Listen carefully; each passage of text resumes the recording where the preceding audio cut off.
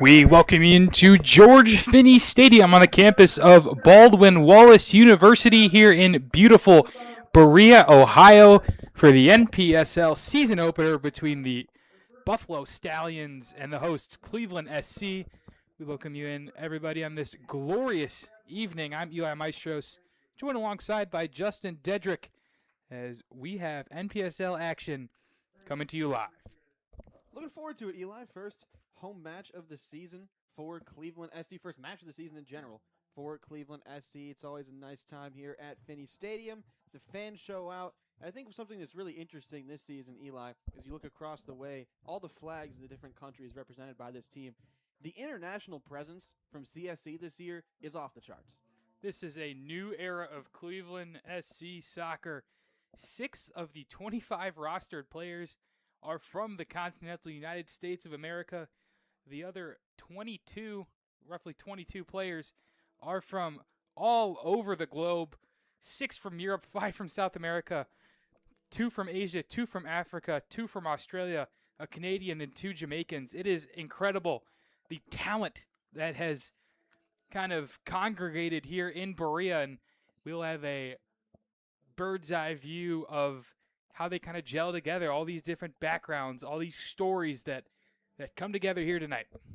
Again, you're used to taking some time to kind of build team chemistry. How are you going to work together out there on the field, especially in the first game of the season? There's going to be just a learning period for that in general. But like you mentioned as well, all these different background stories, all these different training regiments growing up, playing soccer, all these different places that they came from. Now that has to mesh together as well as being new teammates. So you're going to have to find a way to work together. You need to find a way to cover those differences, cover those strengths and weaknesses of a team, and figure out a way to play together as one single unit.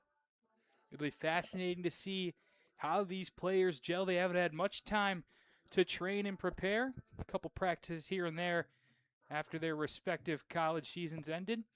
And we are just about ready to get underway. First game of the season for both of these clubs. Cleveland SC last year finished 5th in the NPSL Great Lakes Conference, going 5-2-3, while Buffalo was 6th right behind them, although 8 points behind in the table, going 3-0-7. The negative 13 goal differential. They will be sporting their away whites, moving from your right to left, from south to north. Cleveland SC in their classic black and orange striped kits with the orange shorts. They'll be moving from the left to the right. The classics just look so good out there. I mean, contrasted by the green. The whites look nice. You like to see that nice color pop there for Buffalo, but the stripes is just so iconic here in Cleveland. And we're underway from George Finnie Stadium. We've got NPSL soccer live here from Berea. That ball goes out the touchline. It will remain with Cleveland. Let's go over the starting 11s for both teams. First, the visitors, the Buffalo Stallions. Jack Petrie minds the net. And from left to right in defense is Cleveland SC driving early. Ball into the middle will go unnoticed. Gabe Gotting slows it down in the midfield as Buffalo looks to have their first possession of the game. Heavy press from Cleveland SC in a dangerous area. Beautiful scooped pass. Here's Luca Piazza. Whips one in low to the box, and it's a goal!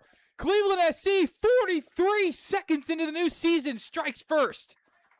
I mean, what a pass by Piazza. The perfect cross right in the middle. Placed beautifully, and it's just an easy shot. One tap with the foot. You find the space on the right side of the goalie. I mean, that's a great executed play. To start off your season, your first offensive possession ends in a great pass and shot. I mean, that's just incredible. It's exactly how you draw it up. The Gambian Abdou Faye puts Cleveland SC in the lead.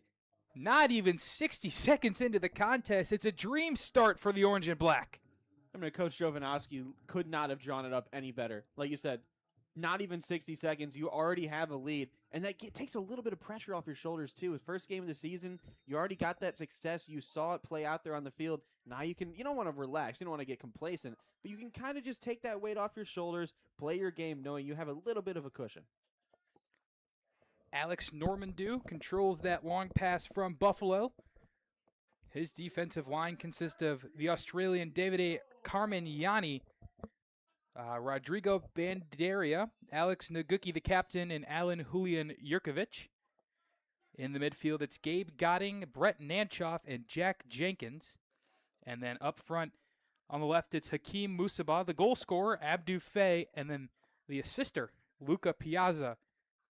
And that is your starting 11 for Cleveland SC to begin the season. Carmignani heads that one out to the far touchline. Back to the Buffalo starting lineup. Across the back, it's Jason Hernandez, Riley Quinn, Gene Cagday, Logan Diebold. In midfield, Ben Schmidt, Keegan Herman, and Tyler Warmington. And up front, it's Gianni Pezzino, Solomon Bonani, and Douglas. This is Douglas. Trying to work around Gotting unsuccessfully. Pokes one up to Musabah. Excuse me, that's Faye.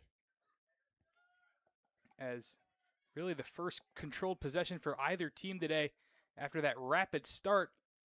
Carmignani pushes up that far side. Pass deflected into the middle.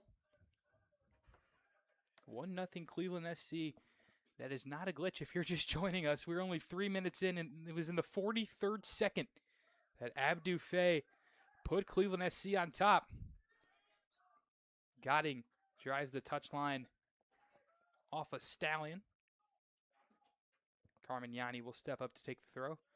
The Brisbane, Australia native, Felician University College athlete.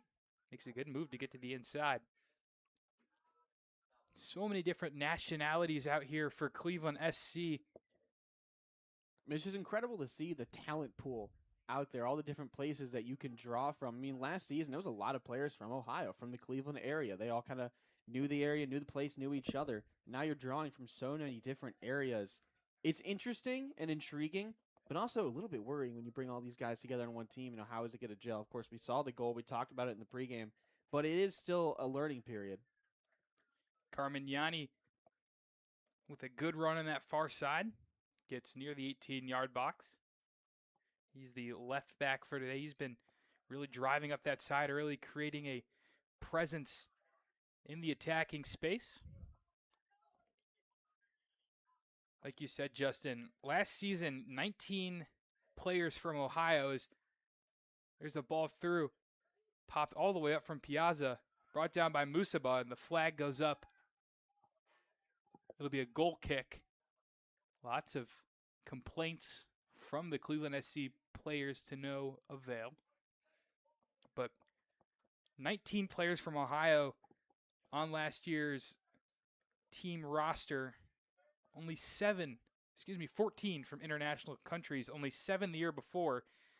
This year, 22 players from international countries. So definitely a huge change for the orange and black.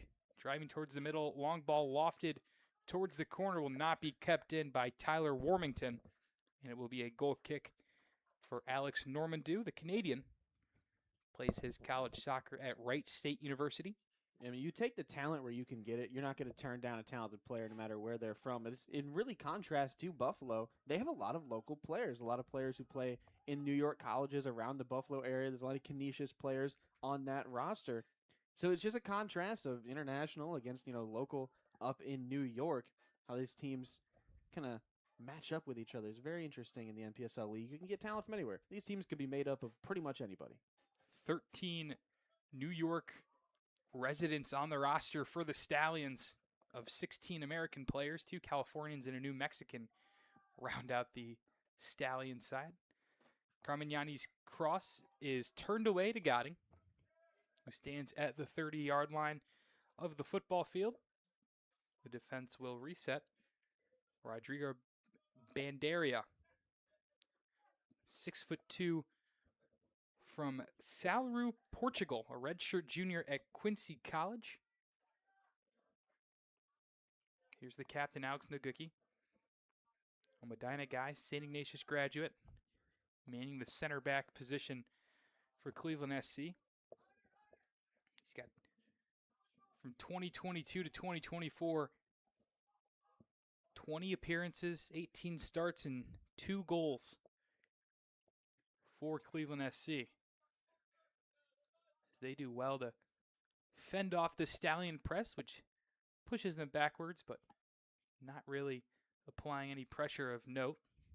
You just see the patience that Cleveland SC is playing with right now. Again, you get that early goal, you can kind of lay off a little bit, pass it around. You don't have to attack at any chance you get. I mean, you can pass around, try to look for that best opportunity, but they're playing with so much patience before they move it into the attacking third. They're kind of just hugging the neutral zone at the moment, which is really interesting. You're trying to look for that opportunity to push it downfield, but then it leads to this where Buffalo takes the ball. Abdou Faye dispossessed by a Buffalo defender, as they really haven't had any sustained possession to this point.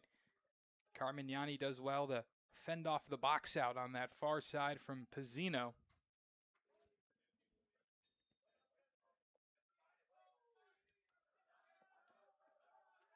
It's Buffalo ball, which none of the 22 players on the pitch seem to agree with besides the men in blue, our referees for tonight. Yeah, Coach Jovanovski, you can see on the sideline, a little frustration, just threw his hands up in the air. Wasn't really sure what they were looking at, but Buffalo still has not been able to sustain a single offensive possession. It's just turnover after turnover, Eli. Normandeau surveys the field and will settle for a short pass to his center back.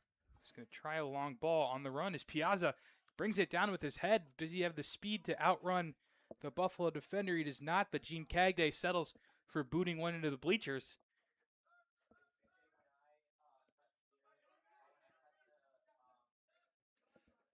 Jack Jenkins wearing the number 66, kind of an odd number to see on a soccer pitch.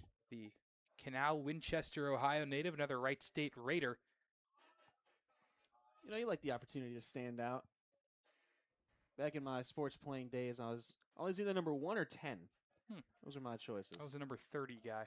30? I Looked respect good it. on a guy of my stature.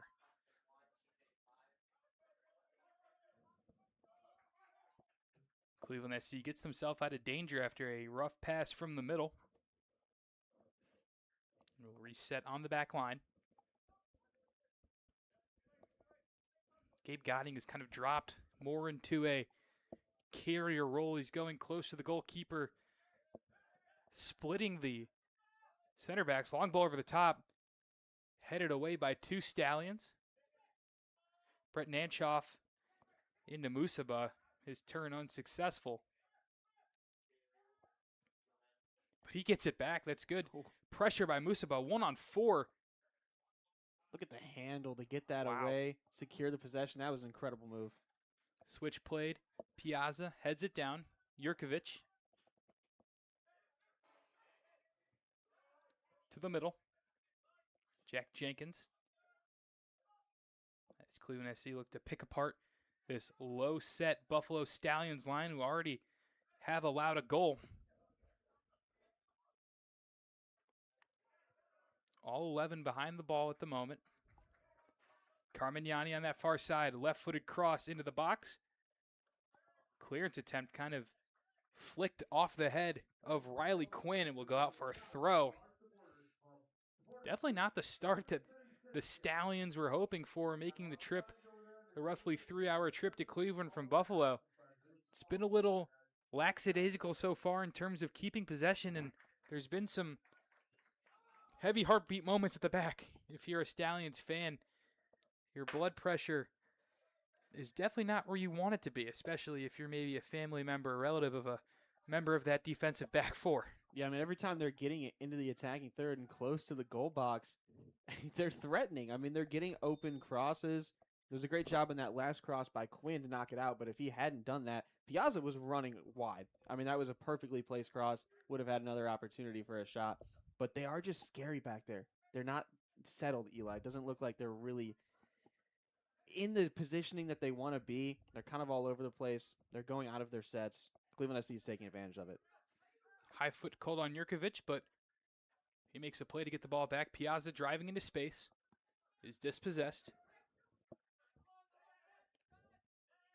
Gianni Piazza really has been given free rein to kind of roam around the field. I've seen him all the way in that far right corner, and I just saw him win that ball back. It's kind of impressive, the green light he's been given to make his presence known across the pitch. Bandera lifts one for Faye. He'll let it fall, and feint on a right-footed strike. Now he will go as the goalkeeper, but it's a relatively easy save for Jack Petrie, his first, as he dons the red goalkeeper kit for the Stallions. Yeah, I don't think there's anything wrong with a shot there. If you have the opportunity, think you can get the right foot, dig into it, and go across the goal. Potentially, you didn't have numbers, could have passed out, maybe tried to set something up. But Fay already scored one. Maybe he's feeling the hot hand. Thought he'd try his hand at another. Well, it's the Stallions' turn to try to find some type of offensive consistency. We're 12 and a half minutes in here from George Finnie Stadium. And they've really got nothing yet besides this, just popping it around the back and hoping that a Cleveland midfielder or defender displaced themselves on this near side. Riley Quinn. Good challenge by Jurkovic. Godin goes in sliding. Piazza with a spinner that'll find its way to a Buffalo defender. Good spin and turn by Quinn, the center back, showing off some quick feet. And he fouls Brett Nanchoff as he wanted to win the ball back quickly. We'll see if Cleveland SC tries a set play of sorts here or opts to just pop it around again. Nanchoff, the Cleveland State graduate, played a little bit internationally. A couple teams in Greece, played for Windsor City in Canada, and then in Sweden as well. Made 29 appearances for the Cleveland State Vikings. He whips one with the left foot into the box, headed away by the Stallions, who might want to run now, but instead give it right back to Nanchoff. Carmignani in the middle with an errant pass, and that'll be Stallions' ball in a tough spot. Carmignani under a lot of pressure in an unfamiliar space. He's the usual left back and was in the middle of the field after the set play. Good work by Musaba to win it back. Almost runs into his own teammate and a little out of control. Will kick it over to the goalkeeper, Petrie. And man, Buffalo just even that was unsettled. Dangerous. On the road, first game of the season. It's to be expected a little bit. They just look completely out of sync. I mean, there's almost no chemistry, no communication. Even that one off wide. They just don't have a rhythm at all. And Cleveland SC, I mean, props to them. They're doing a good job not allowing Buffalo to get in that rhythm. They're pressuring them. They're playing up close. They're not giving them any space to work, which is causing that problem for Buffalo. But at the same time, I think the best thing they can do next time they get the ball, be patient. Try to just complete a couple passes. Those small wins will eventually add up. There's a small win, a takeaway from Warmington. And then I think that midfielder thought there was another teammate in white behind him. Instead, it's Cleveland SC with a head of steam. Nanchoff with a beautiful ball ahead. The goalkeeper will beat his man to the spot. There's a whistle. It was a dangerous run-in from the Cleveland player. I believe that was Jack Jenkins.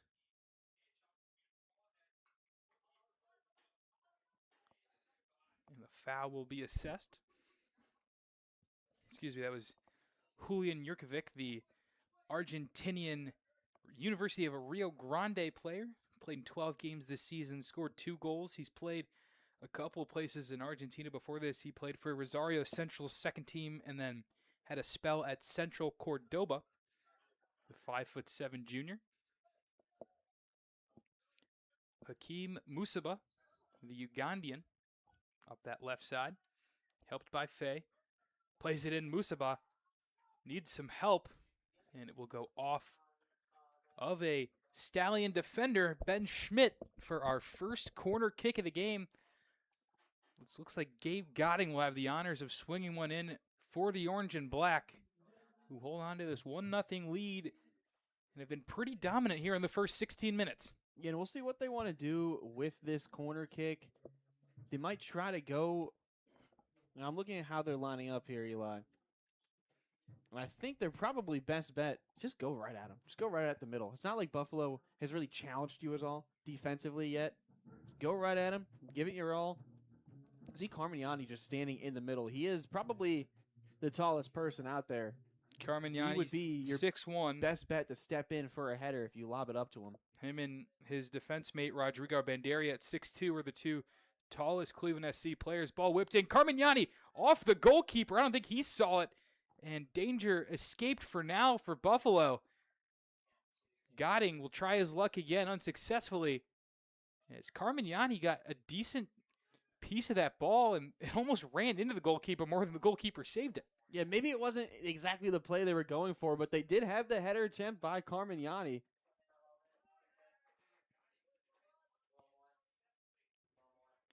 So Cleveland SC back with possession. Some quick feet from Musaba on the far side. Gabe Godding, who's really ran this game through the middle, along with his midfield partners Brett Nanchoff and Jack Jenkins.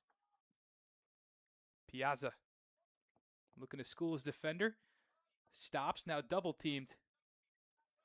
And gets rid of it to Jenkins. But Piazza's been strong down that near side as well. It's been all Cleveland SC here, 17 minutes in. Carmignani out to Musaba with some room to roam. Musaba all the way. A cross goes right across the face of the goal. A dangerous area for a ball to go untouched. As Cleveland SC keeps the pressure on. I mean, it was a great cross. It got through. Just nobody had gotten in position that far downfield yet.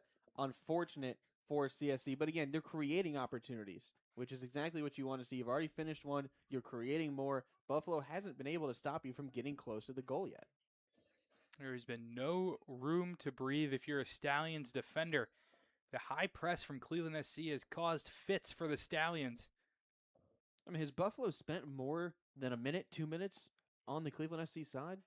I doubt it, but they're going to have a chance here. An errant pass from Normandeau in goal that the captain, Naguki, was not able to haul in. We'll give them a chance. This is Keegan Herman. He'll get it back in the midfield and play it out wide. Solomon Banane, cross in. Naguki takes care of it. Offside flag goes up anyway. And there is the whistle. Alec Naguki, a 2017 graduate of Cleveland State University from Medina, Ohio, played his high school soccer locally at St. Ignatius.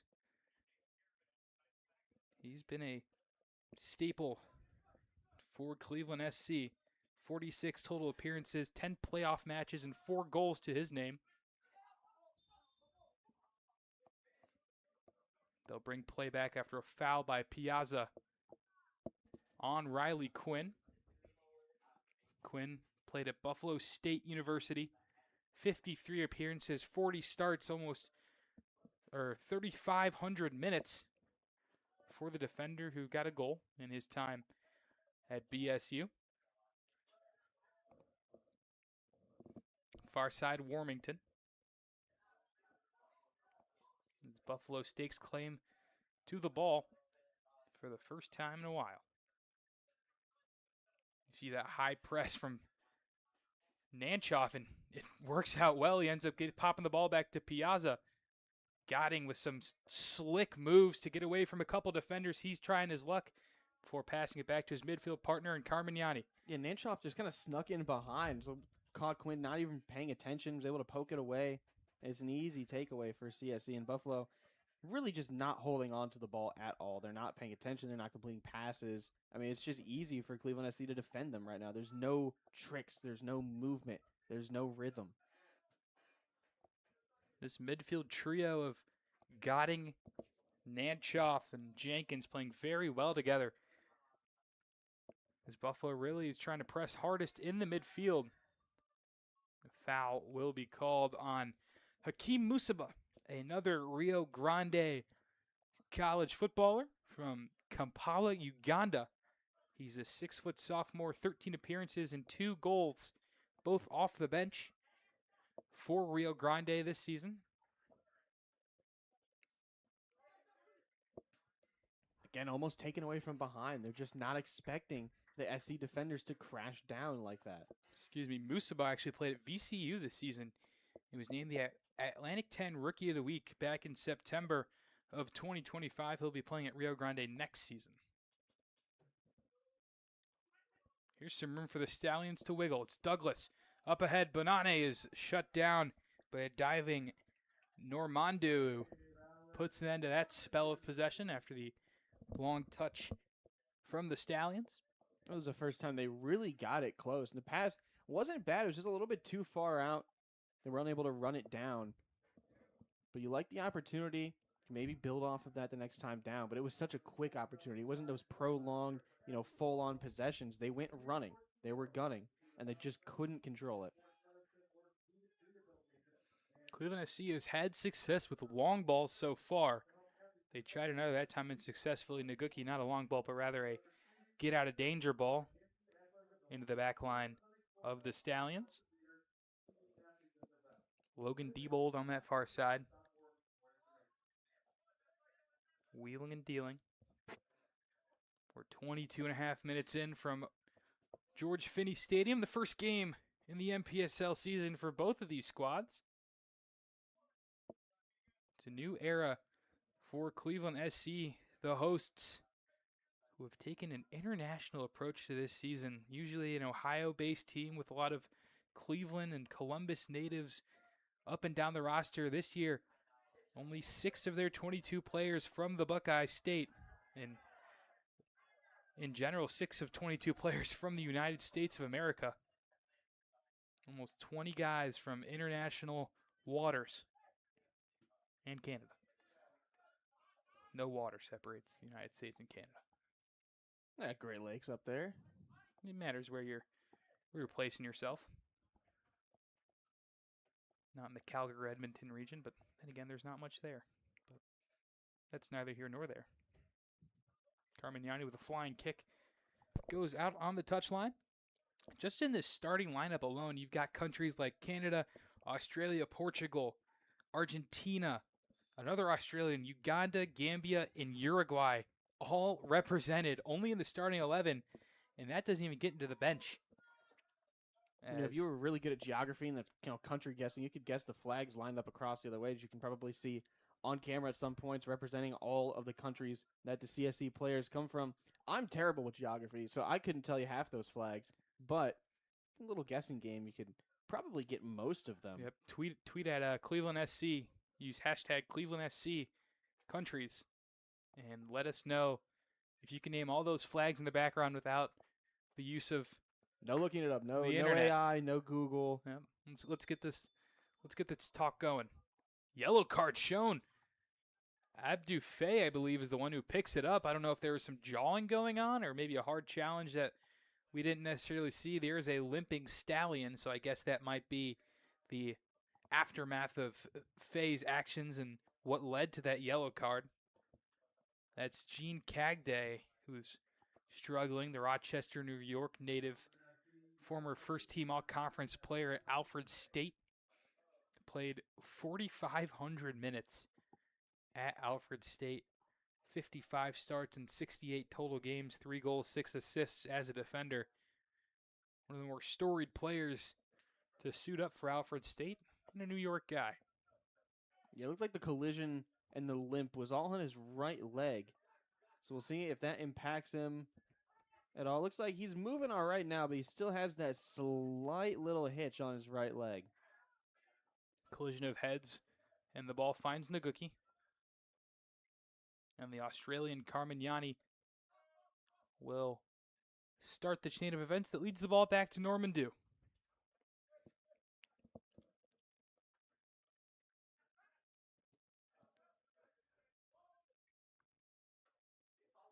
That ball looked to be off the hand of Hakeem Musabah, and it was. After Abdu Faye couldn't make a play on the ball as he found himself offside. Getting back into these international waters, Cleveland SC using the slogan, "The world plays here," across social media. I think that's brilliant marketing. We've got, and these are the players on the bench: Brazil, Japan, Willoughby Hills, Ohio, Jamaica, Brook Park, Ohio, Jamaica again, and then England. So just a host of different countries being represented in the orange and black this year. It's really fun. If you're in the area and you're a big fan of soccer, you even want something to do on a Saturday night, all these young men all have these individual, unique journeys that led them to Berea, Ohio, and it's honestly really cool to see. Yeah, I mean, it's amazing, too. On the website, of course, you can go down the roster and just read all of their stories, all of their journeys, where they've played, where they've visited, where they're from. It's incredible. Like you said, incredible to see. just where this team has all come from and now culminated here in Cleveland, where you don't normally think of International City, but now the world plays here. Musaba ran into trouble after making a full field length run. Solomon Bonane on it. Another Uganda native. Errant pass falls, and Faye tried a long shot that deflected off the shins of Cogday. Those two have been at it all night. Yeah, and they'll continue to go at it as they're lined up on each other every single time CSC gets down in the attacking third. Faye plays his college soccer at Davis and Elkins College. Recorded 2 game-winning goals across 18 appearances in 2025. He's got 15 goals total in 33 appearances in his college career. Scored 2 hat tricks in 1 season when he played for Cedar Valley College. So definitely a guy that knows how to put the ball in the net. Was the DAC Offensive Player of the Year that same year in a National Junior College Association second-team All-American. Cross whipped in near the near post. Not much trouble for Jack Petrie to haul it in, and he's going to try to go quick play into Douglas.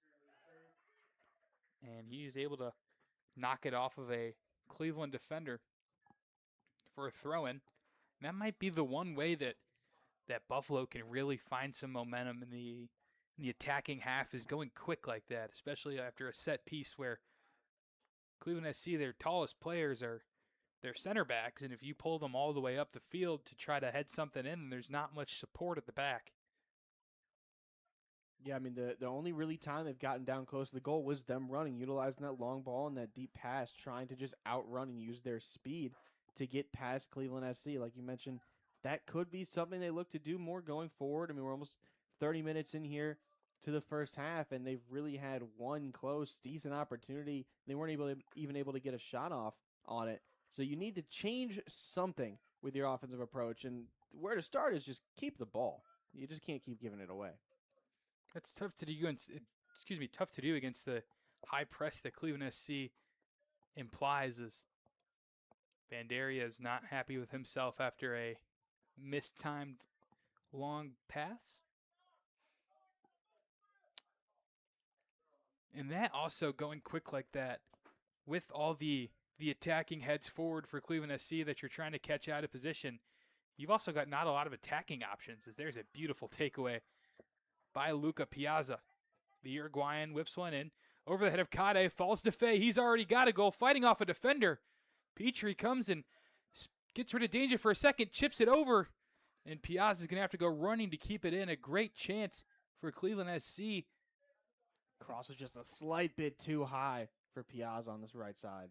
Piazza looking to dance off the foot of, looks like the winger in orange and black, and it will be Buffalo ball. Good one-on-one defending by Cogday. We've called his name a lot, which you don't really want as a defender necessarily, but he's kind of been their anchor at the back so far.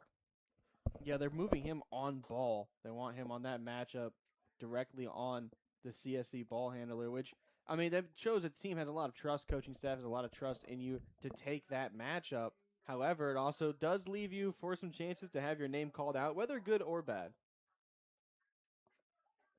Luca Piazza and the rest of Cleveland SC thought they had a clean takeaway and a quick opportunity to run, but to the dismay of manager Joe Jovanovski, instead, it was called a foul, and play resets with Logan Diebold.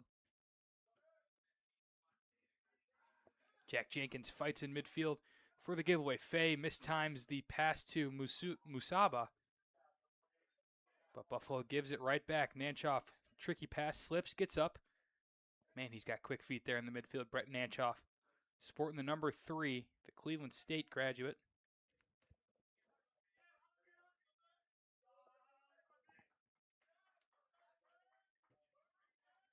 In the middle, it's Faye.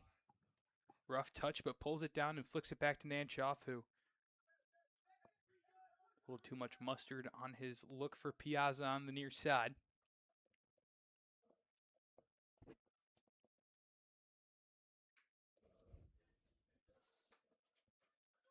"31 minutes in here from George Finnie Stadium.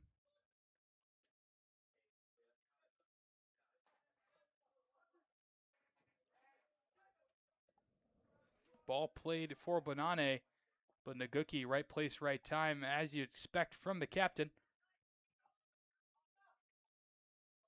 He will get it back from the goalkeeper, Gabe Gotting. Dishes it over to Jurkovic, and Naguki will have time to survey.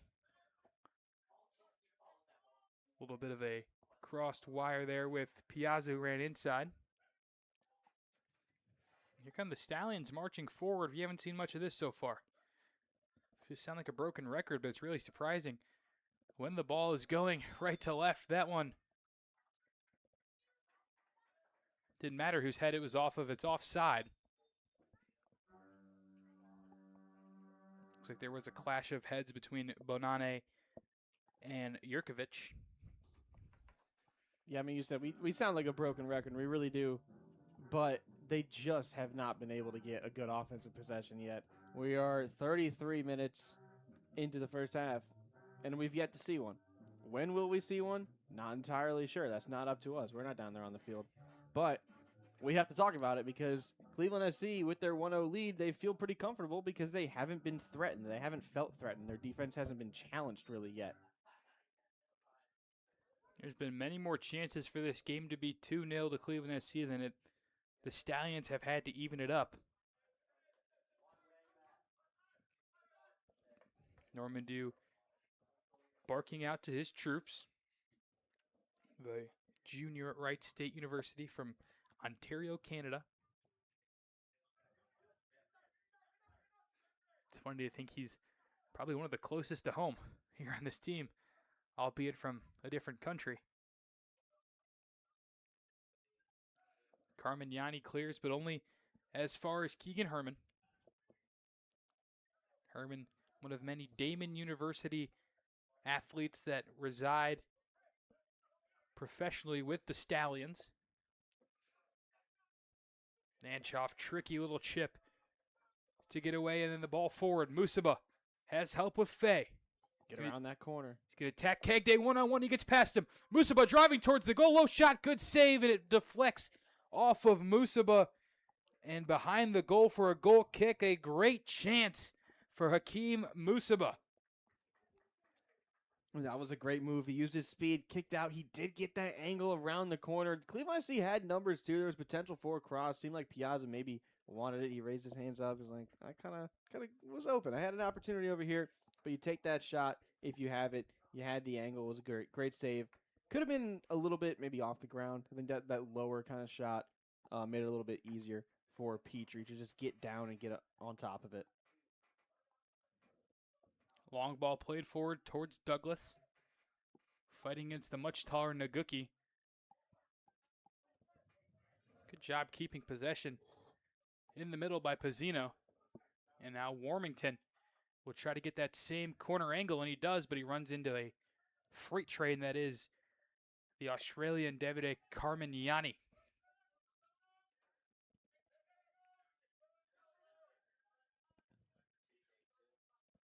Nanchoff checks it back in with Banderia. It's Portuguese to Argentinian to North Royalton. It's quite the path. A host of different backgrounds and countries touching the ball as it gets popped around the back. Ooh, Kagde thought he got that ball cleanly off Carmignani. Our head referee disagrees. A little push in the back. They're going to see that. Long ball play. Does it have enough mustard? It does. Piazza brings it down for Jurkovic. Those two have been quite in sync here on this near side. Two South Americans, Argentinian and Uruguayan. Gabe Gotting lifts for Musaba, but the flag is up and this play will come back. Assistant coach Julito Fuentes throws his hands in the air. Former Cleveland SC standout. One of the, I'm not sure what word I'd use to describe him. It felt like he was covering all 120 yards of the field at the same time. And I'm glad that I wish he was still donning the black and orange, but I'm glad he's found a role here in the coaching staff as Carmignani runs over Warmington. And we're talking about getting hit by a bus. Carmignani was full on shoulder right into Warmington. Didn't even stand a chance. Carmignani, the junior from Felician University, has stints at Eastern Oklahoma State and Missouri State, from Brisbane, Australia. And with that mullet and mustache combo, you'd think he was a prop on the rugby team. Looks like he could be out there in like a mid-2010s Disney movie as a surfer. That is a great comparison. Great guy, too. Really nice, so I've heard. Pizzini in the middle with a shot over the goal of Normandeau. That's the first real look, although albeit from 35 yards out, that the Stallions have had today. And we are 37 minutes in. Well, getting a shot off is improvement. That's for sure. I mean, it was a long one. It was well high, but you did get one off. You had enough space to kind of line up and the confidence to shoot it. Rough clearance by Riley Quinn off the back of his head. And Yurkovich will make his way up the field for a throw.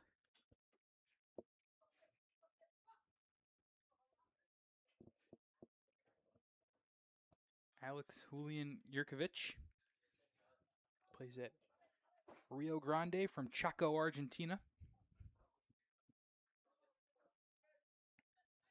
Usaba on the other side of the field loses possession. And here come the Stallions. Warmington lays one off. Good job to keep it in, but looks like the ball just exceeded the touch line, as Keegan Herman wasn't able to haul it in time. About 5 or 6 minutes left before added time here in this first half.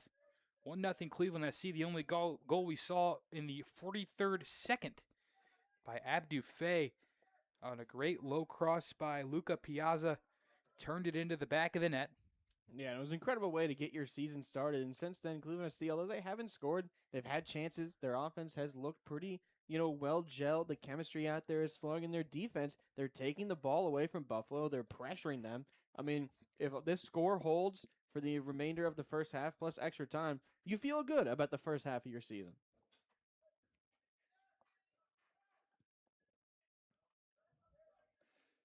Tricky moves by Douglas to get out of trouble and provide the Stallions with something.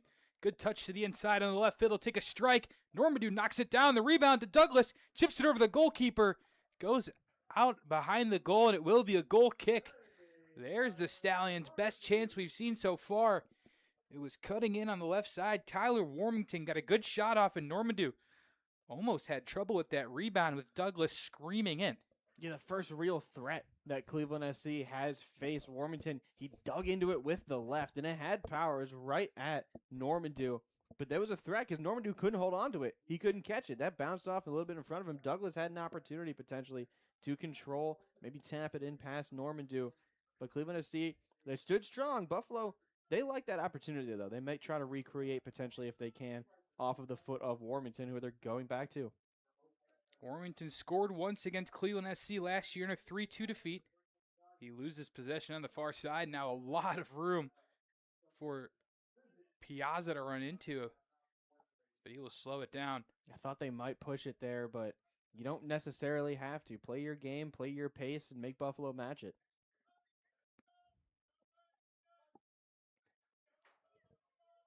Goddington to Gookie. As this trapezoid has been working well between the midfielders and defenders all day. But Bandarian not happy with himself. Has overcooked a couple of long balls so far.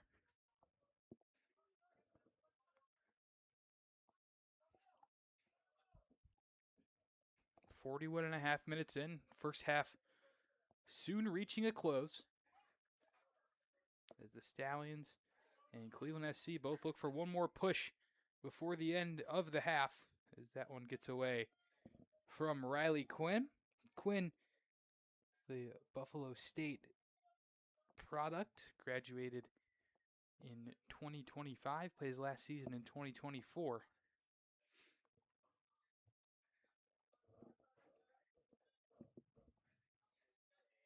I believe he's wearing the captain's armband for the Stallions as their head man. And here's the captain for Cleveland SC, Alec Naguki.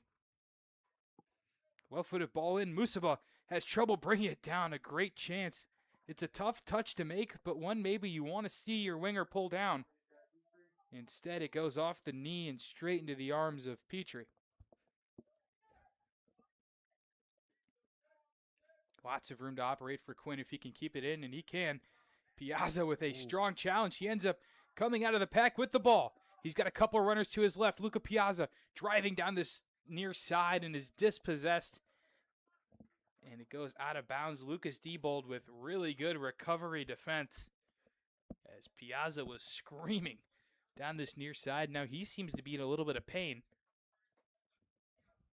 Yeah, there was a lot of contact on that last challenge between Piazza and the Stallions offensive player, just trying to work his way past. He ended up coming away with it. It was a great job by him, and then that outrun, that contact had it knocked away from him.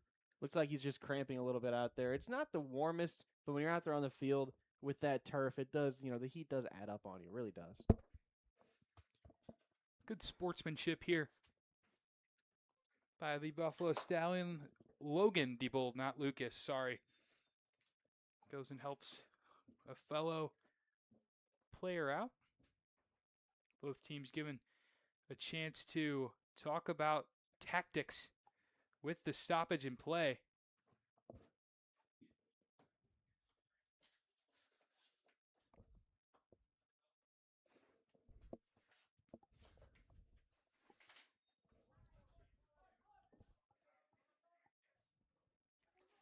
Jack Petrie telling the Stallions to herd up the field and attempt to try to find something in this last minute and change. Yeah, I mean, if they're going to do it, this is the time. You're going to have a decent little bit of added time, I believe, and maybe you can try to get some type of, I mean, you'd prefer a goal, but even just the small things, the little wins you can add up going into halftime, talk about potentially, build upon in that second half, but they're starting to run out of time. If you're going to do it, it has to be now. They have looked much more comfortable in this last, 10 to 15 minutes. Although no results yet, they got a shot on goal. They have had, honestly, I think more possession than Cleveland SC, especially in the last maybe 5 minutes. They've kind of taken control, maybe a little more stamina on their side as the half comes to a close. Yeah, I mean, you mentioned they might have a little bit more stamina because they haven't been on the offensive end, so their offensive players are probably itching for the opportunity to kick the ball and to have that possession and go for a shot. As Cleveland SC, they've had it the whole time. They've been controlling, probably wore them down just a slight bit.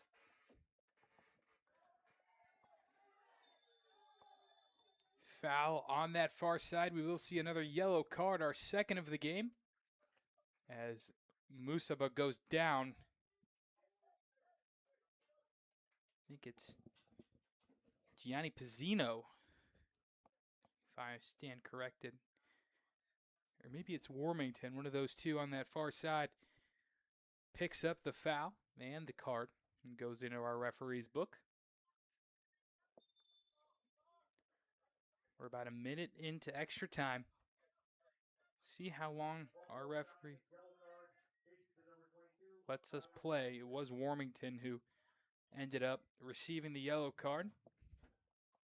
1-0 Cleveland SC after an early goal. Do they have one last push in the half? Naguki lifts one for Piazza on the near side. He makes the run and gets their low ball into the box. Cogte didn't handle it too well, and it will go out off of the Buffalo center back, and it looks like we'll have one more set-piece look in this first half. That was another great cross by Piazza. That was reminiscent of the first goal for Cleveland SC as he had on that right, crossed it low, just couldn't get there in time was Faye and Musaba. So Gabe Gotting The Australian will go over to take it. Bodies forward for Cleveland SC. Can they steal a goal on the brink of halftime? Gotting whips one in at the right, and it's cleared away by Warmington. We'll play on for now. The whistle is in the mouth, and that will do it for the first half from George Finnie Stadium.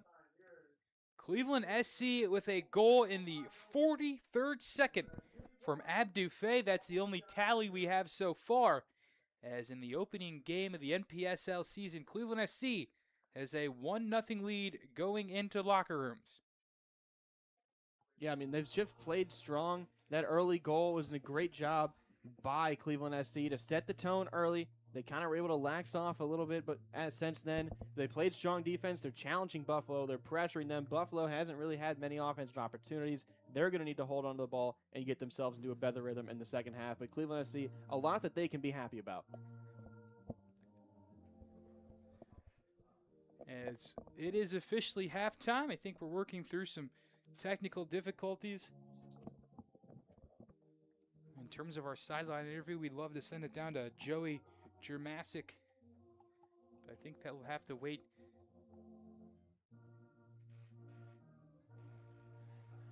This is 1-0.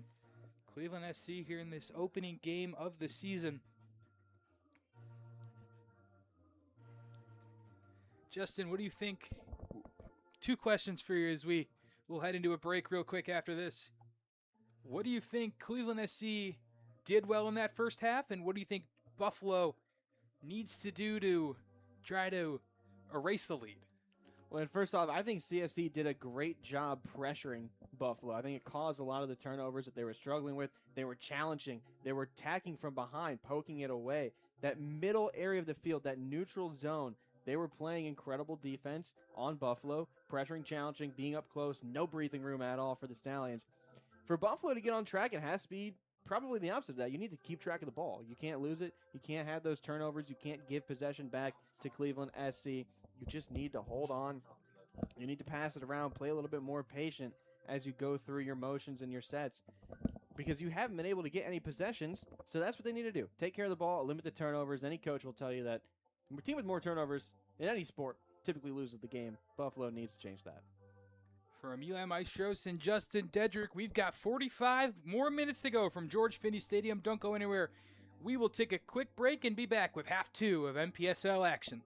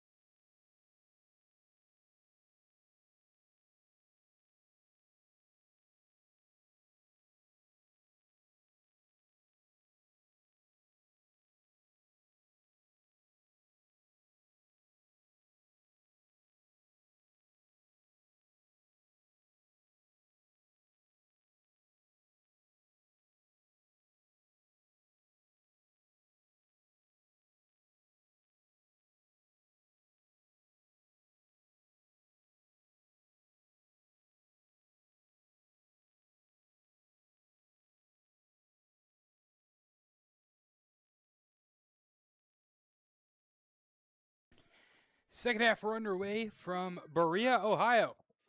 Cleveland SC 1, Buffalo Stallions 0. 45 left to play. Team switch sides. Cleveland SC now going from the right side of your screen to the left. Ball played forward, early chance. Piazza running that far side wing now after the team switch sides. Bit of a heavy touch. And we'll get boxed out as that ball goes over the touchline.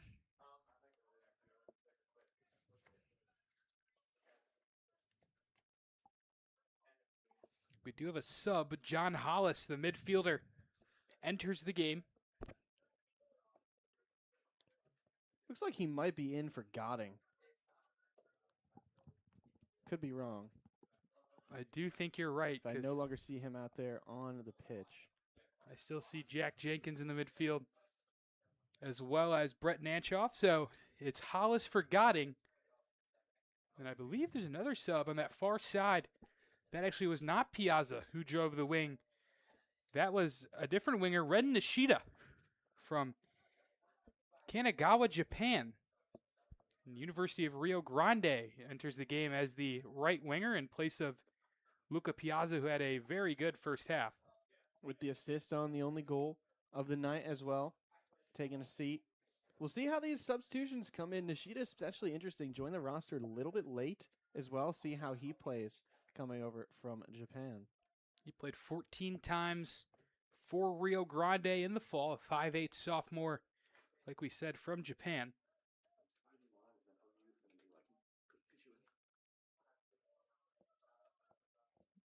As we're joined by our sideline reporter, Joey Germasic, as battle on that far side. Carmignani wins, but there's a giveaway in a dangerous position, and Naguki makes no mistake and gets rid of it. Joey, talk to us. What have you seen so far through the first 45? You know, the first 45, I mean, especially the first 15, I think Cleveland SC was like really high in their press, really high in the Buffalo's back defensive half, you know, just applying pressure. Especially we saw that with the first goal in the first minute. I just think the game plan by Coach Joe Jovansky was just apply pressure early and then create and force turnovers quickly. Beautiful ball through. Musaba in on goal, and it flashes across the front of the net. Joey, what do you, between these two teams, what are you thinking Cleveland SC needs to do to hold on to this lead, and what does Buffalo need to do to try to get rid of this deficit? And so for Cleveland FC or Cleveland SC, I think they need to just continue to apply the pressure. Last 10 minutes of that first half, you know, the energy kind of died down towards the end of it, which then led to a few Buffalo chances before the half. Here's a Cleveland chance in front of the goal, turned away by the keeper. He doesn't know where the ball is. No one does. And finally, it's cleared off the touchline. And before that happened, for Buffalo, I think just get some chances. Like they only had a handful of chances in that first half. You know, if they want to get their first goal in this game, they're going to have to really apply pressure on Cleveland's defense, was something they did not do a lot of in the first half. Anything else to add for the last 45? Not that I could think of. I think it's going to be a pretty entertaining second half. I think first couple minutes here in the second half, Buffalo's been applying that pressure, but Cleveland once again in the attacking third for their side. So I guess we'll have to wait and see with this one. Thank you, Joey. We hope to hear from you later after the game with hopefully a coach or a player at the conclusion of tonight's ball game. Cleveland SC with overwhelming possession here in the first 4 minutes of the second half. All the way back now, Rodrigo Bandeira, the Portugueseman, flips it forward. Headed away by Riley Quinn. He's had a good game manning the left back position for the Stallions, but there's a mistake. A good takeaway, ball into the middle, and the big bruiser Cagday gets rid of it. That surely hit an arm, although now play will stop and return to the 30-yard line. I was going to say, on first look, I really thought that was upper arm. Jack Jenkins using the wrong part of his body. You'd think if after 54 collegiate appearances for Wright State and Ohio Dominican, he'd know that handballs are not the norm in soccer. There's always that instinctual movement to just want to move your arm up to protect yourself, hit a ball, see it, catch it. Faye plays one forward for Musaba. A great ball. Goalkeeper comes out. He Beautiful. squirts it through his legs and scores. Hakeem Musaba adds another for Cleveland SC. And they take a commanding 2-0 lead here early in the second half. Beautiful. You get that pass down, you run it down, keep the control, nutmeg the keeper, and it just has to roll in there slowly. Nothing Buffalo can do. They're going to watch that one fall in every single day of the week. Cleveland SC, both their goals early in the half, they set that tone early, and then they kind of lay back. Now, with a 2-goal lead, you can lay back a little bit even more if you want to. You don't want to give Buffalo chances, but you're feeling really good off the foot of Musaba. Extend your lead up. First game of the season, up 2-0. Not bad. Not bad for the boys. Musaba finally rewarded for the performance he's put in down that flank. He's made a couple of dazzling runs and skills, and finally, he gets his name added to the score sheet. The assist from Abdou Faye. He's got a goal and a helper now. And it is 2-0 Cleveland SC as the Buffalo Stallions, backs against the wall, are going to have to find an answer and find it rather quickly. Yeah, they haven't really done anything quickly the entirety of the game. So this will be a change of pace for them. The only real good shot that they got off was by playing with pace, playing faster, running downfield, using that long ball. They're probably going to have to look to it again if they're going to want to make up time. Not only time, but you need to just get opportunities. You have one shot on goal. Musaba, the goal scorer, drives forward again. Hollis, the substitute in the middle. Jack Jenkins, that pass a little bit overcooked. Now it's the Stallions' turn. Naguki misreads the pass. Warmington does well to keep it to the middle. Douglas has a lot of green in front of him, but a great recovery tackle by Berea shuts down the Buffalo chance. Yeah, a lot of green in front of him might be an understatement. Douglas, I mean, we would have had that entire side of the field completely wide open to him if Berea didn't get back there in time. Incredible hustle. So a faster start to this half than we saw in the first 45 minutes, both teams going end to end.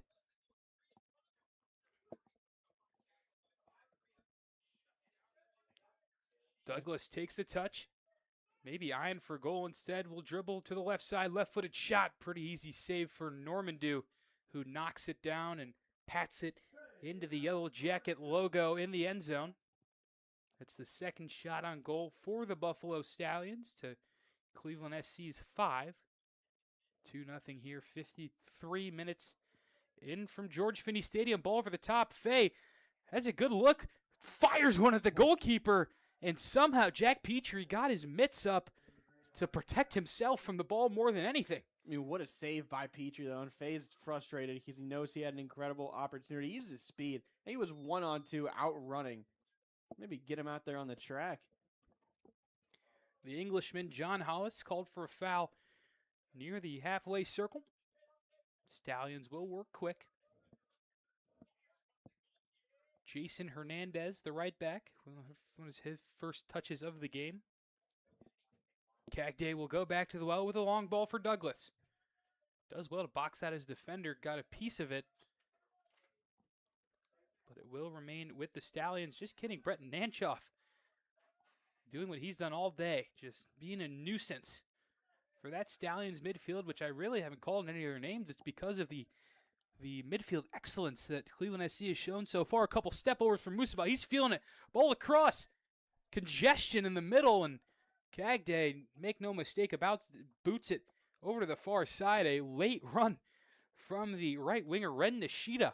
Almost proved fruitful.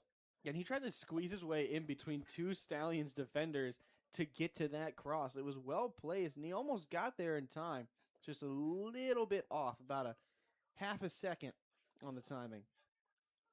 Warmington dispossessed. That ball sails over the head of the target man, Solomon Bonane, and will go out of bounds. That's a fun matchup. Tyler Warmington, a senior at Nazareth University, he's been kind of their catalyst today whenever there's been offense for the Stallions, as Naguki takes care of that pass easily. And now Cleveland SC with a chance to run. Hakeem Musaba He's been the man for the Orange and Black, has a goal. The most recent goal scored in the 51st minute. Followed up Abdu Faye's opening goal 43 seconds into this contest.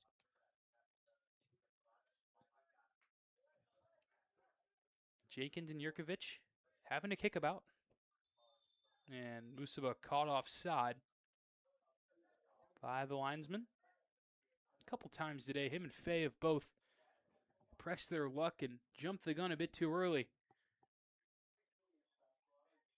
Much to the chagrin of the passers, cutting those long balls from the back.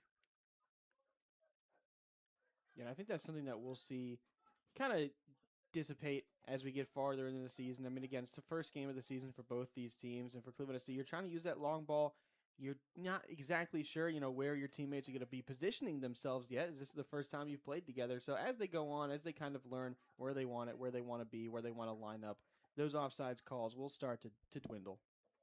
The armored tank that is David Carmignani runs through 3 Stallions and progresses the ball forward, overlapping run.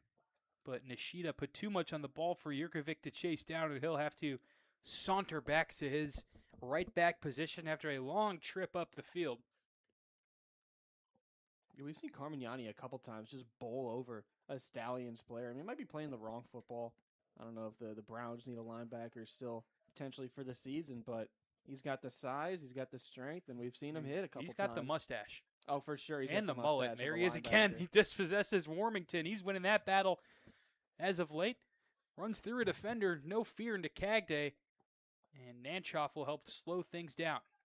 Jenkins with a good touch and dispenses to the back line.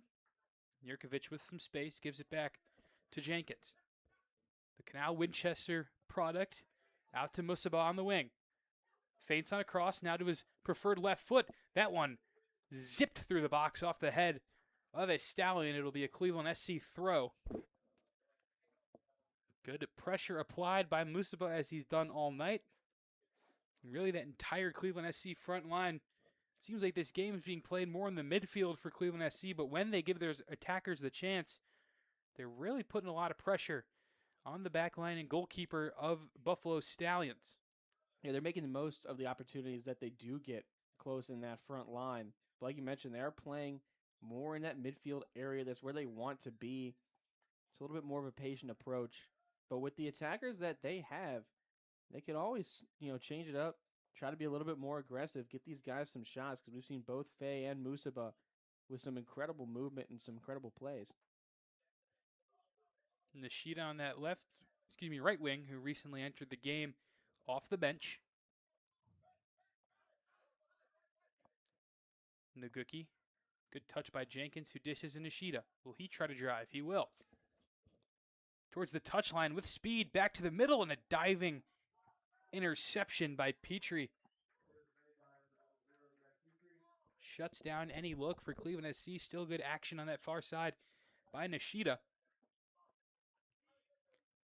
Warmington, a little back heel. Nice, nifty touch.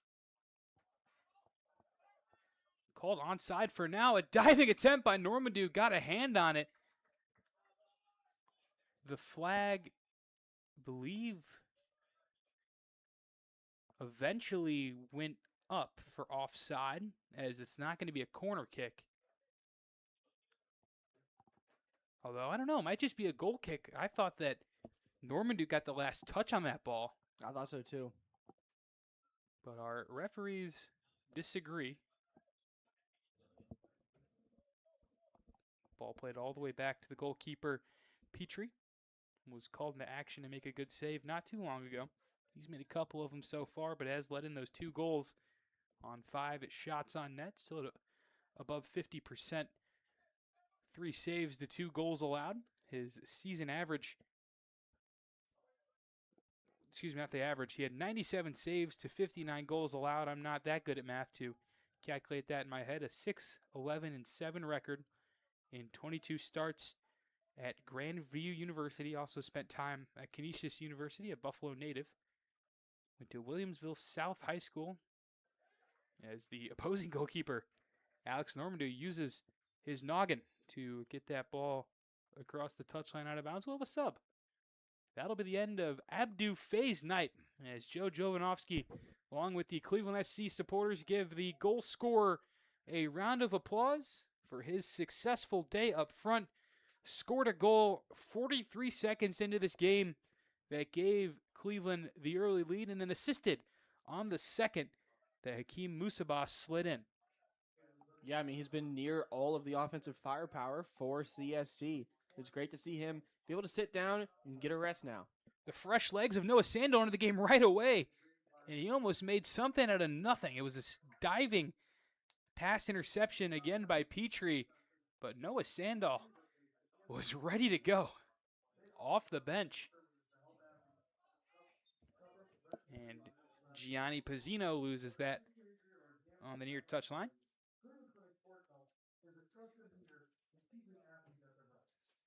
Coach Jovanovski has to be elated with this performance so far by his Orange and Black, the longtime head coach of Cleveland SC. I don't know if he'll be elated with that pass by John Hollis, who was going for gold. Yeah, but you mentioned he's been here at Cleveland SC for a long time. He's built a culture around this team and this city and this area. The fans, they show up. They know Coach Joe, the team. Everyone loves him. I mean, he's just a great leader, great guy. Gotten to talk to him quite a few times. Interview him last year when I was down on the sideline for Cleveland SC. And he scared me at first. He was a very nice guy. I chatted a little bit afterwards. Saw him out at a restaurant once as well. He was just having a good old time. I think a couple of the team went out to a restaurant after one of the wins last season, and jokey, he can have a little bit of fun out there, smile. You know, he just knows his guys. He knows what he has to do. Like I said, he's established that culture here, and everyone really buys into it. Also an assistant coach here at Baldwin Wallace for the soccer program. Brent Nanchoff almost immediately went head in hands at that pass. A lot of open turf for Hakeem Musaba to work with, and he still overcooked it. Good 1-2 as Nanchoff takes a slip. Warmington driving to the box, a step over, moves to the right, nearing the touchline, plays it in. Normandeau takes a deflection, and the call will be a goal kick in favor of Cleveland SC. There was some good action, though. Warmington, with a slick move, made Nanchoff fall to the turf.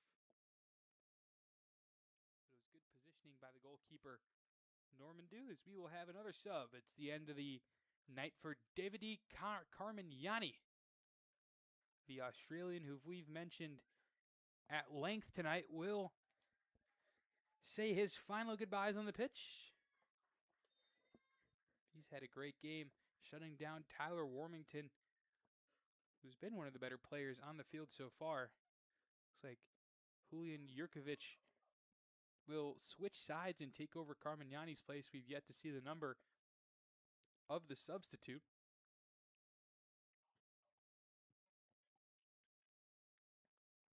All the way on that far side, taking over the right back role. If I had to guess, it would be Joshua Bell. That looks like the makings of the 5'7" junior. Just need him to turn around here for 1 second. Let's see that number. Also listed as a defender.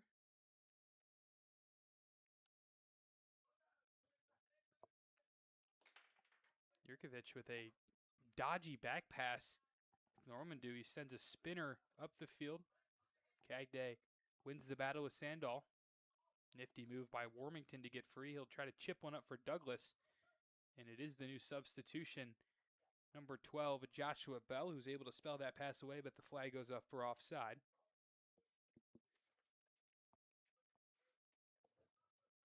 So 4 substitutions so far by Coach Jovanovski and the Orange and Black. I mean, you have to keep fresh legs out there. You know, we saw the energy dip a little bit towards the end of that first half, and although you're going to get a rest during that halftime break, after a couple more minutes of being out there for play, you're going to start to see that energy dissipate again. So you have to make some substitutions. You know, it's not a huge bench.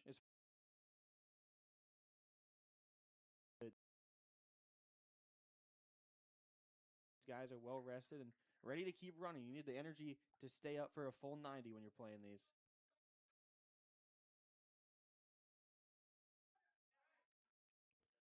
Washington and Yurkovich battle on the near side. Chipped forward by Musaba. Nanchoff with some nifty moves to get out of traffic. Kept in well by Warmington, who's got a head of steam here. Might have had Douglas on a run. Will chip it forward. It's a beautiful pass into space. Norman Duke cuts it out. Tried to make a man miss, and instead Joshua Bell has got to boot it down the field. It was a really good run by Keegan Herman. There we go. On the other end now, Nishida bearing down on goal. To the middle, Sandahl puts it away. A counterattack in rapid form from Cleveland SC. And Noah Sandahl is able to put it away and make it 3-0 here in the season opener. Nishida run that one down, pass it back like a little triangle formation, and you see the three SC players were kind of forming that. Pass it back. A little bit of an adjustment on that first touch by Sandahl, but he got it exactly where he wanted it. Dug the foot in there, drove it into the back of the net. When Cleveland SC's offense, 3 goals on 6 shots, Eli. That's pretty easy math, 50% right there. You'll take a 50% conversion rate any day. This is very reminiscent of the 2025 season opener. That game in Buffalo. But Cleveland SC won that game 3-0 over the Stallions. And that's our current score line here from Berea as the sun starts to set. The flares go off in the crowd. 3-0.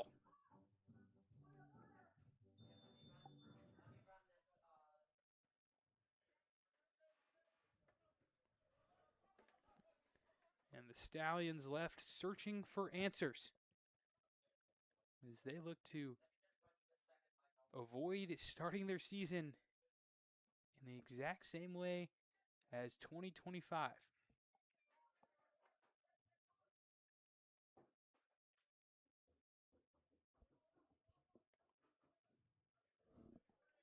Petrie to Cagday.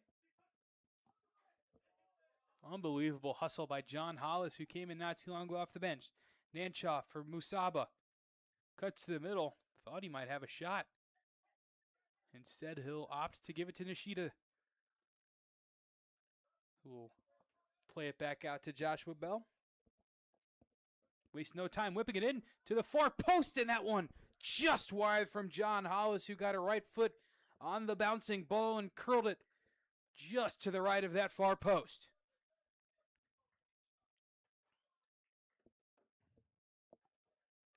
Hollis was inches away from a 4-0 lead.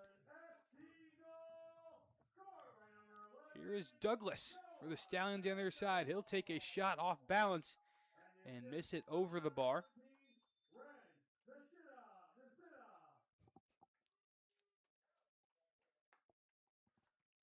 I believe we'll have another sub for Cleveland SC.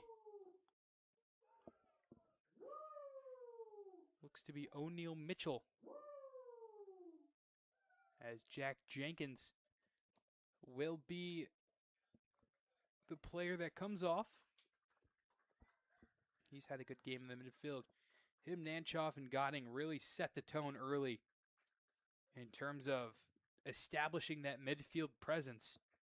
Yeah, they really did. Now, late into the game, 20 to go. Nanchoff's the only one of the 3 left still out there. As that is O'Neal Mitchell who comes into the game. He will slide into the back line as the man with the ball, Alec Naguki, moves up to midfield. As once again, Hakeem Musaba is caught offside.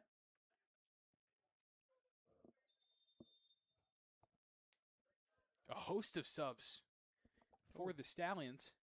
Whole new team in. I can tell you who's coming off. It'll be Gianni Pizzino, Keegan Herman, and Douglas will make way.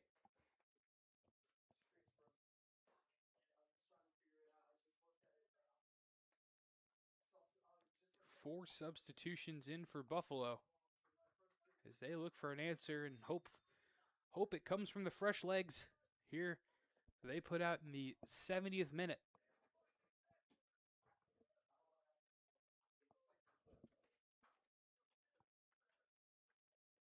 look at names on these new Stallions shortly.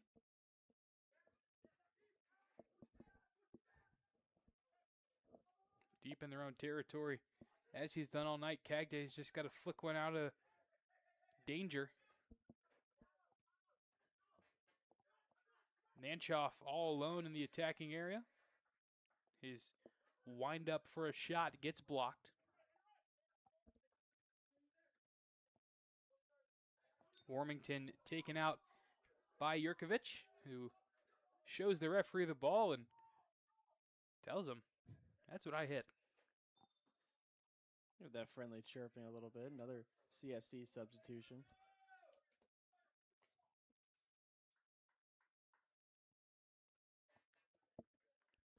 It'll be Hakeem Musaba, the second goal scorer, who ends his night, a successful night. That is. And into the game is Bernardo Debaraldini. Bernardo Debaraldini from Rio de Janeiro, Brazil. He'll slot in, looks like a little bit deeper in the formation. He is listed as a midfielder on the roster. Maybe he will end up occupying that left side that Musaba leaves him. Yeah, and the substitutions of both Faye and Musaba take out all offensive production for Cleveland SC. Now in the final about 18 minutes here, might be taking a little bit more of a defensive approach. You're up 3-0. You have really no reason to go on too many more attacks. You put the pressure on Buffalo. Keep making them try to play offense and get shots on goal. They've only found 3 in 72 minutes, so you're not feeling too bad. But you can play a little bit slower, more, focus on that defensive end and just try to hold on for these final 18. Don't have to do anything fancy. Cleveland SC has also used all of their outfield player substitutions. The only member of the team yet to make an appearance is Colin Monroe, the backup goalkeeper. Normandy running into trouble, able to dance through 2 defenders in his own 6-yard box. And before the shot, O'Neal Mitchell was dragged down to the ground and a yellow card is shown.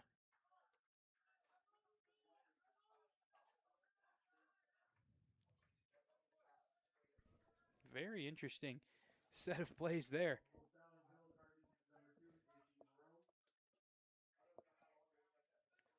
We've got 6 new substitutions for the Stallions in total. We've got number 2, J.P. Barone. Number 5, Matteo Pizzino. Number 8, Ben Schmidt. Number 9, Bennett Garrigan. Number 12, that's Fabrizio Jaramillo. And number 17, Sawyer Zagoda. So fresh faces for both teams as we've got 17 minutes and change to play from George Finnie Stadium. Banderia, who's been in there for all 73 minutes, looking like he just came off the bench sprinting back and booting a ball into the Berea night sky. You're just skying that one well above the Jumbotron scoreboard over there. Into the, could have bounced over into the track, over in the parking lot. That one could take a while to run down.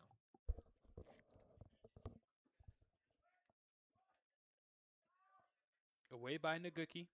The captain's been rock solid for this Cleveland SC team all night, as Noah Sandahl not able to run that one down. One of the few Ohio natives on the team from Brook Park, Ohio, who's a teammate of Colin Monroe's at Detroit Mercy University, where he had 6 starts and 661 minutes for the Titans. Went to Berea Mid-Park, was a 2023 All-State selection. 2 all-conference nods. He's got the ball at the top. Dropped it to a fellow Clevelander in Naguki.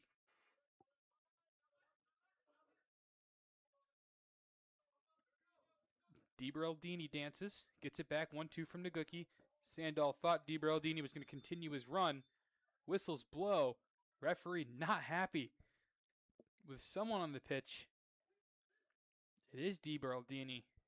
He'll have a strong talking to him. I think he might have yanked to the back of a Stallion after the run did not go the way he envisioned it.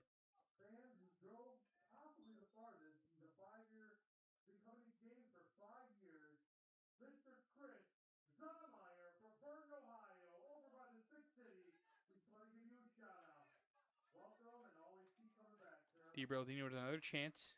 Drops it to Sandahl. Nanchoff to Naguki. Taken away by the Stallions. O'Neal Mitchell's clearance not far enough. Now here's a chance for the Stallions. Man down in the box. And they'll say Mitchell won the ball cleanly. Good play by the big Jamaican. Yeah, we see a lot more contact, a little bit more physicality after these substitutions. You have more energy in, trying to play tough for these final 14 minutes. You're going to take a little contact and give a little contact. More guys willing to put their body on the line. In Cleveland SC's case, to preserve the 3-0 lead, and for the Stallions, it's to try to chunk into that 3-0 lead. Diagonal ball across. Spelled out by Jurkovic. Here comes Naguki. He's one of the guys who's also been in the match from start to finish, or start to 77th minute. DeBraldini gets it back from Nanchoff. Some quick feet to get around a couple defenders, and he'll slow it down to Nanchoff. And Naguki, the two Cleveland State Vikings, look at each other and try to figure out who was supposed to get that ball. Yeah, we're in the exact wrong position between both of them.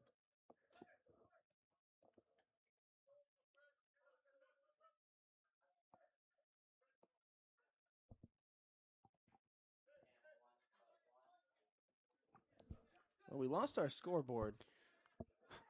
Hopefully the referee's watch is on par, and it's roughly 77 minutes, I believe. That was about what it's at. I'm going to keep a timer of my own here and see until it gets back up. Jack Petrie will try his hand at a long ball. Flicked on well, but Jurkovic is in the area to watch it roll out of bounds.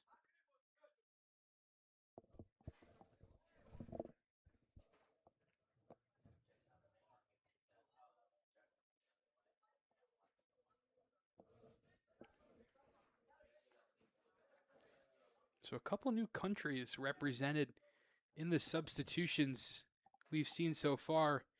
Brazil, Japan, England, and two Jamaicans have entered the game to add to the ever-growing list of nations to represent Cleveland SC in this season.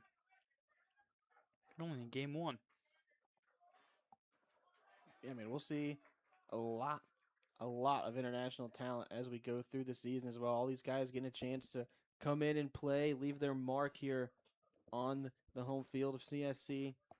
It's a great thing to see. Great thing to have that international representation and that player pool that Cleveland SC can dip into and get talent from. The world plays here, as is the slogan that Cleveland SC social media has been using. Goals tonight from a Gambian, a Ugandan, and a Brook Parkian, I think is what they're calling Noah Sandahl from just up the road in Brook Park. Yeah, the faraway lands of Brook Park. Mysterious lands, too. Not really sure what goes on in Brook Park, if I'm being honest. Me neither. I don't visit too often.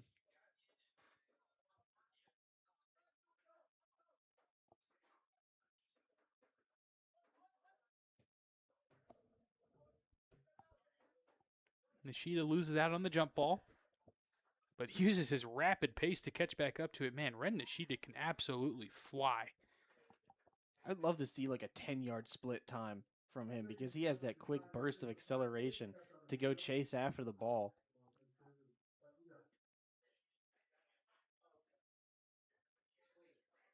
Joshua Bell will look for a long throw in here. The Jamaican trusts his abilities to whip this ball in to the 18-yard box with some backspin. A couple of heads get to it. Eventually, it is cleared out to an extent by Buffalo. Hollis with a heavy touch, and that ball blasted up into the fifth of the bleachers, if we want to get exact. Bell takes on a shot, a rocket off the chest of Petrie.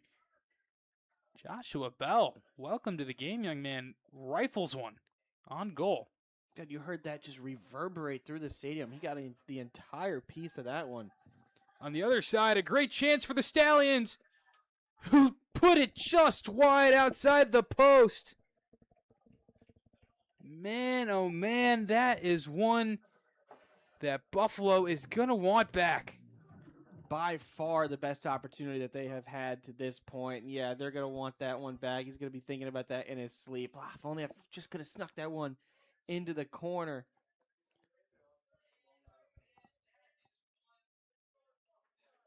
Unfortunate for the Stallions, far and away their best chance of the day.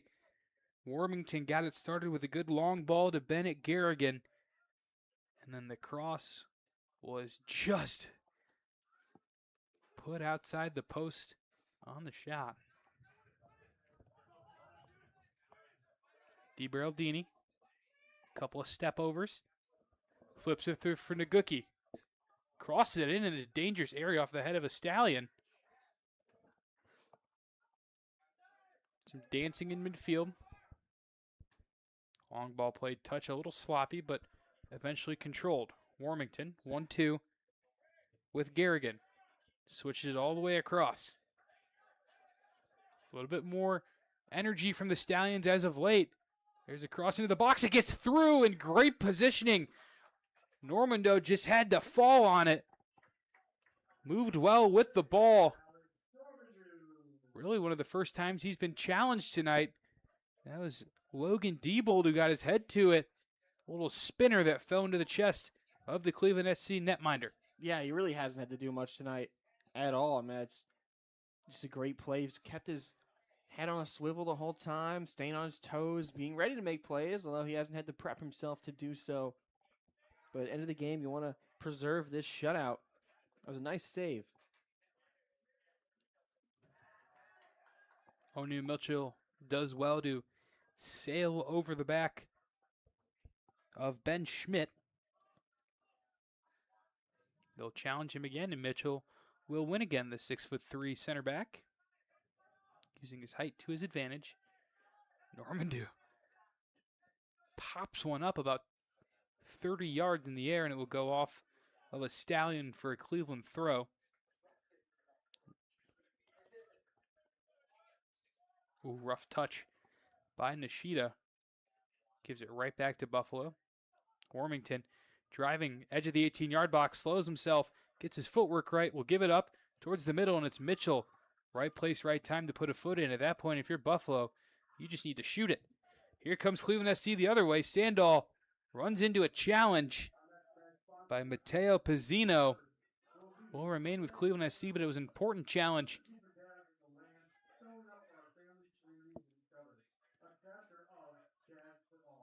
Hollis wants the cross to Nishida. Good touch to bring it down by Nishida. Cuts to his left foot. Strikes. Good block by the fullback. And Joshua Bell will reset to his fellow Jamaican and high school teammate O'Neal Mitchell. Both those guys from Kingston, Jamaica.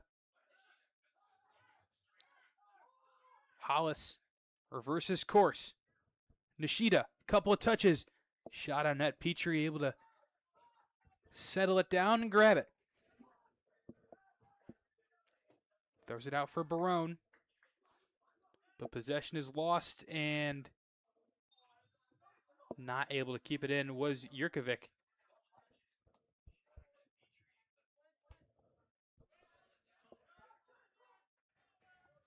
Time to turn for Zgoda.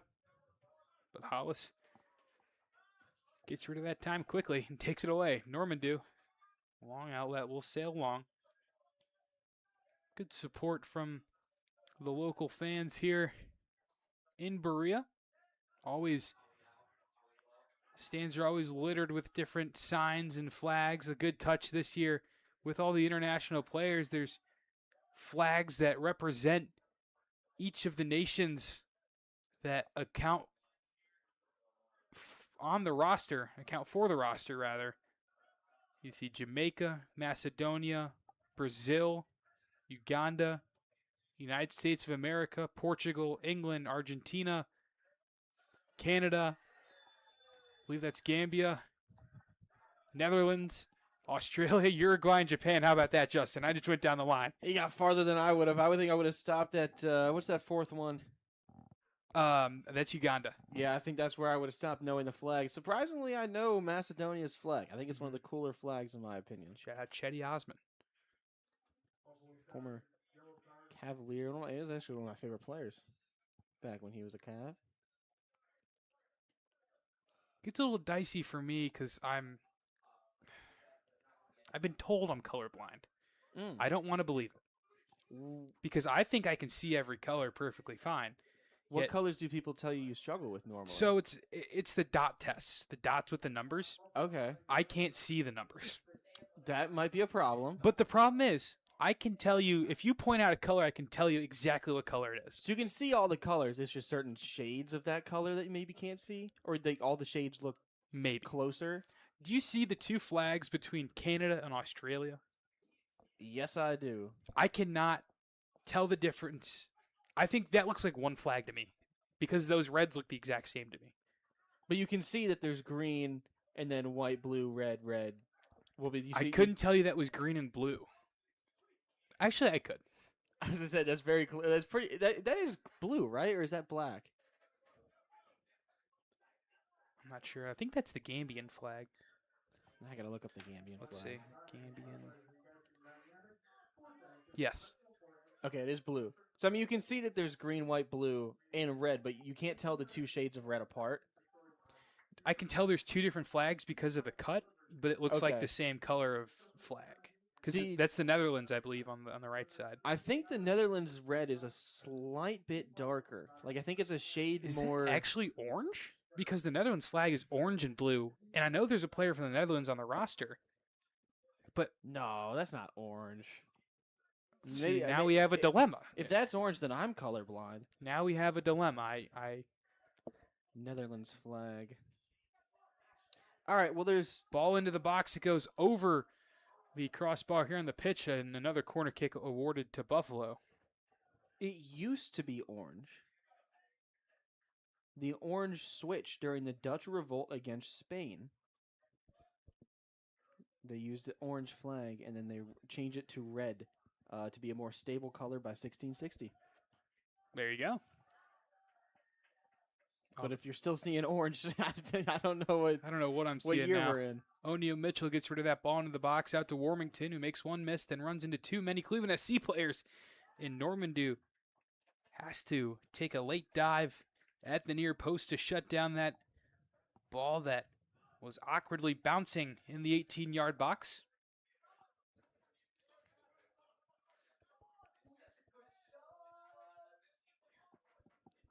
Nanchoff, who's been out there for all roughly 85 minutes, we'd say. The scoreboard is down here at Baldwin Wallace. I think we're around 88. Let's see, what does your timer say? Well, I stopped the timer. Mm. I paused it after 11 minutes, and that was about a minute ago. And we think we started around 70. 1. Oh, I thought it was later than that. Oh, it might have been. Yeah, I because thought it was like 77.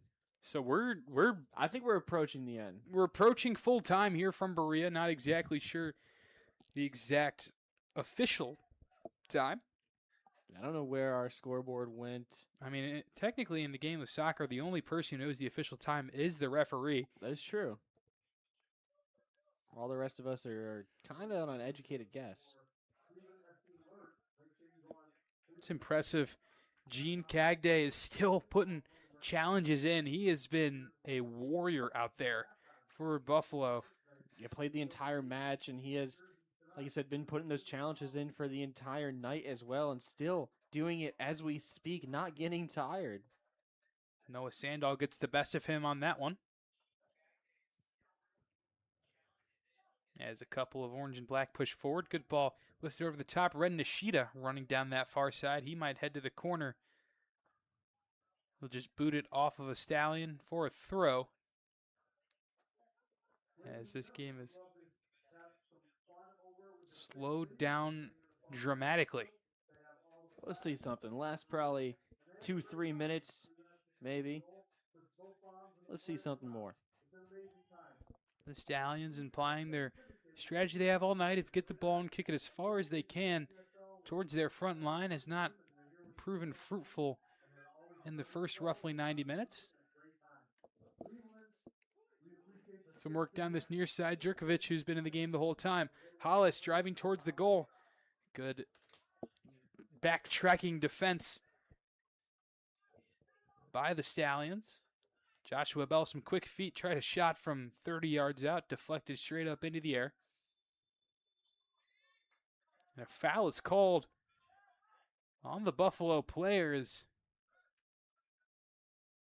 Brett Nanchoff, I believe that is, hit the deck. And this is an interesting opportunity for Cleveland SC in a dangerous spot. We'll see if they decide to go with a direct free kick or maybe try to whip a ball into the box. It's Nanchoff and Hollis who stand over at the lefty and righty respectively.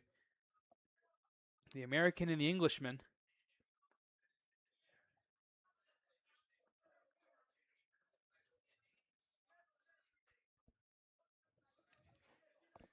Yeah, they have a lot of choices.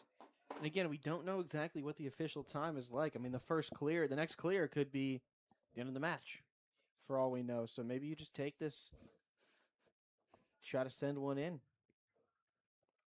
It's Nanchoff who's left alone with the ball. The wall is formed and given instructions by our head official. Nanchoff sizes the ball up. The lefty swings and puts it just high, hits it off the football goal post. And that will do it. The last kick of the game in a successful season opener for Cleveland SC, a 3-0 win over the Buffalo Stallions. I mean, what a way to open your season here. Getting a win, 3-0, shutout, incredible defense, good offensive play, and you get to do it in front of your home fans as well. I mean, you couldn't really ask for a better start to the season, Eli. Complete dominance to usher in a new era of soccer in Cleveland. The international squad gets it done over the traveling Buffalo Stallions, who have more unanswered questions than they may have come in with as they start their season. The Orange and Black get a win over their home fans. Many of these players' first wins in the NPSL, their first wins in Cleveland. And it's one that Coach Jovanovski and his army can definitely look back upon as complete dominance, and there's a lot of things they can take away from these 90 minutes that they can build on. We're going to send it down to field level. Joey Germasic is live down on the pitch. So stay tuned for an interview with a player and possibly Coach Jovanovski as the Flares rain high into the Berea night. 3-0 Cleveland SC here from George Finnie Stadium.